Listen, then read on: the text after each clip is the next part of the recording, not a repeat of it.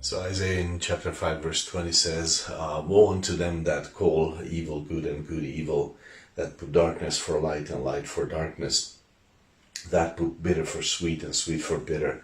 And this is talking about twisting the truth, turning around. And of course, this is talking about a crooked judge who will judge a matter in the wrong direction knowingly. It's not like an honest mistake thing, but they know what they're doing. Verse 23 says, which justify the wicked for a reward and take away the righteousness of the righteous from him.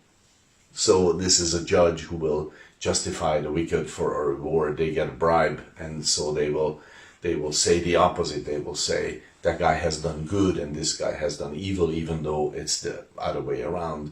They will say that is light and this is darkness, even though it's the other way around. They put bitter for sweet and sweet for bitter.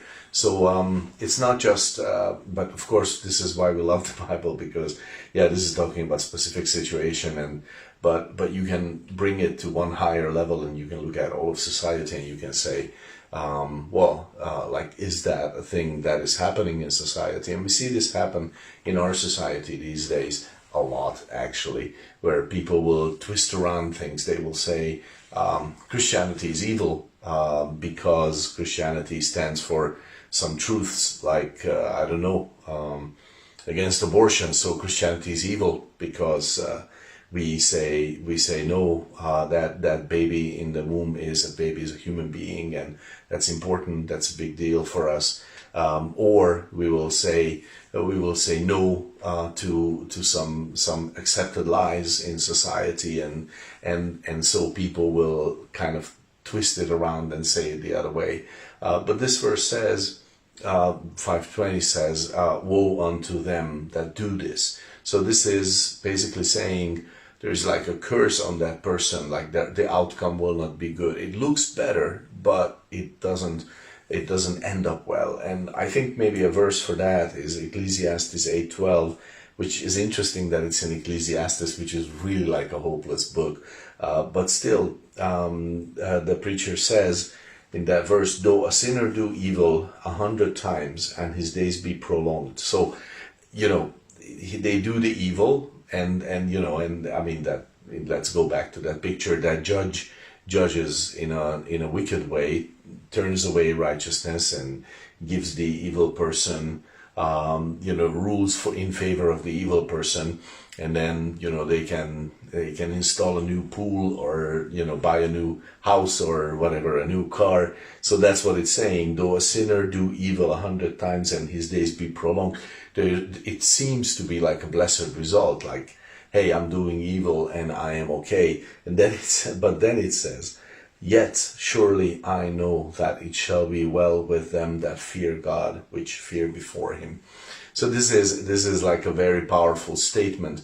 Solomon is actually saying, it looks like that person will do well because they are serving themselves and they don't care about truth.